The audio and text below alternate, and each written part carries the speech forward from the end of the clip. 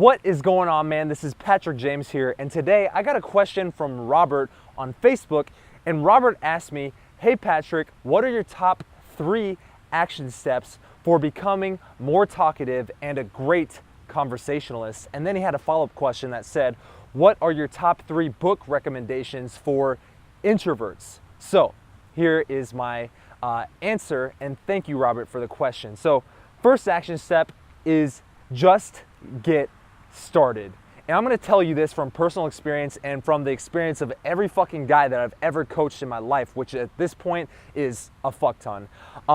Every single time you see someone that you want to go up and talk to, whether it's a coworker, guy or girl, or whether you're out in a social environment and you want to go approach that girl or even that group of girls, or maybe you're just out in a park making videos by yourself and you see a passerby and you want to spark a conversation because you're feeling kind of talkative in that moment, you're gonna feel resistance. You're gonna start making excuses. And that right there is just your brain's way of saying, whoa, Robert, or whoa, Patrick, let's not do anything too crazy, because if we stick out way too much in this social environment, then I could get killed by the alpha of whoever runs this establishment, all right? That's your 10,000-year-old brain saying, let's stay here because right here, right now, we are safe and we are comfortable. And if I get out of here, then that's risk. That's an unsafe area, and I have no clue what's going to happen there, and I could potentially die.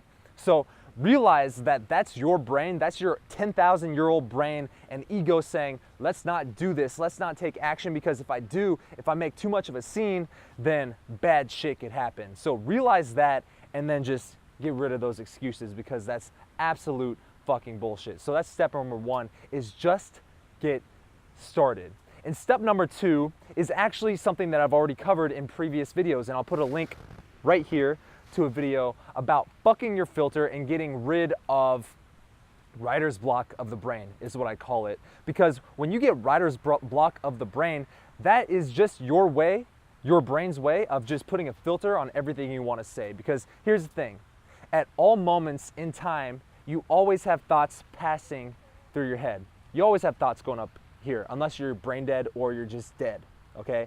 So here's where the resistance comes in, and here's why people have a filter, and here's why people are not very talkative. Because they think that for whatever reason, whatever they got inside their brain is not good enough to be said. So if you're talking to a girl, if you're on a date, or if you're in a job interview, or if you're just anywhere talking to anybody in general, you're not gonna say something and you're not gonna be talkative when you start judging your words before you say them. So, you know, everybody growing up and society has always told you, Robert, think before you speak, and I'm gonna give you permission right now to fucking stop thinking before you speak, because it's fucking you up and it's making you not very talkative, because at the end of the day, you're just thinking too much before you speak, and I want you to think less, if at all, before you speak. Just say it, dude, because at the end of the day, if you have thoughts going through your head and they're not malicious and they're not intended to hurt anybody, then just say it, because that's where good vibing conversations start, is when people start dropping their filters, dropping their defenses, and being 100% authentic and congruent to the fucking moment. Robert, I'm giving you permission to do that right now. And step number 3 is to stop putting labels on yourself or others. When you see someone out there and he looks to be charismatic and he looks to be talkative, and you are standing right here and you don't feel charismatic and you don't feel talkative, get rid of the label. Stop saying that person is a great conversationalist and this person is not, because that right there goes into your self-image. And here's the second part of your question, where you asked the top 3 book recommendations that I have for introverts, is first off, Cybernetics. That book is so fucking great because you learn so much about the way your brain works, and you learn so much about self-images. And self-images are really just labels that you put on yourself. And when you put labels on other people and labels on yourself, such as that person is charismatic, that person is a great conversationalist, this person is not charismatic, this person is not a great conversationalist. Well, when you put that label on yourself and you start acting from that self-image, well, obviously you're going to get those kinds of results that that person who is that thing would get. So realize that your self-image is 100% in your control, and stop putting labels on yourself and on others. So instead say, right now I am not feeling very talkative. Not, I am not a talkative person. There's a huge difference there. And when you say, right now I don't feel talkative, that's when you go back to steps 1 and 2 and say, okay, I'm just gonna take action anyways, and I'm going to get rid of my filter. Okay, so that's the first book, Cybernetics. I fucking love that book. It's one of my top 5 books of all time.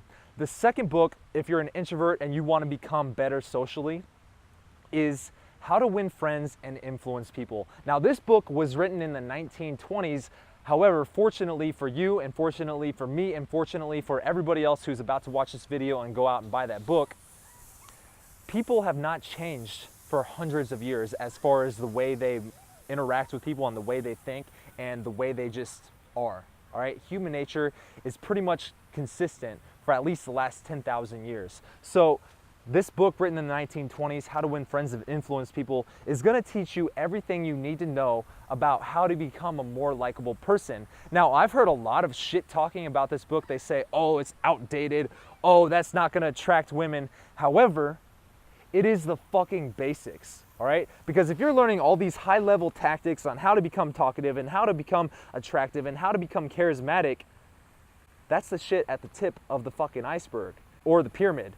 However, if you don't have the foundation of great people skills and being a likable person in general, then, you know, this tower, this pyramid is going to come crumbling down. So I would recommend building up a strong foundation of social skills, such as realizing that everybody likes talking about themselves more than they like hearing you talk about yourself. Or everybody loves hearing the sound of their own name. So when you're in conversation with them, you just say their name back to them and it's like, ooh, I love that. Ooh, I love that. Those are just good foundational social skills that you'll learn in that book. So that's the second one. And the third one is Managing One's Self by Peter F. Drucker. Now this one is a quick read. It's about this thick. It took me an hour to get through. However, it's so valuable. It's like if this super smart dude who knows how humans work and how humans interact and how they want to be managed wrote just a book with all the best knowledge and cut out all the fluff. That's what Managing Oneself is.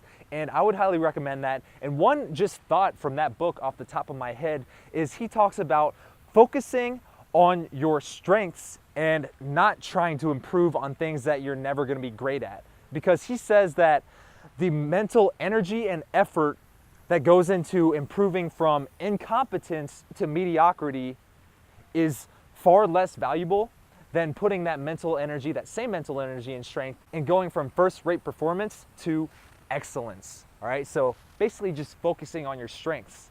And at the end of the day, if you don't know how to manage yourself, then you're not going to know how to manage other people or even interact with other people or influence other people. So those are my first 3 books, my top 3 books that I would recommend to anybody, introverted or extroverted. And even let's go back to that first self-image book, Cybernetics.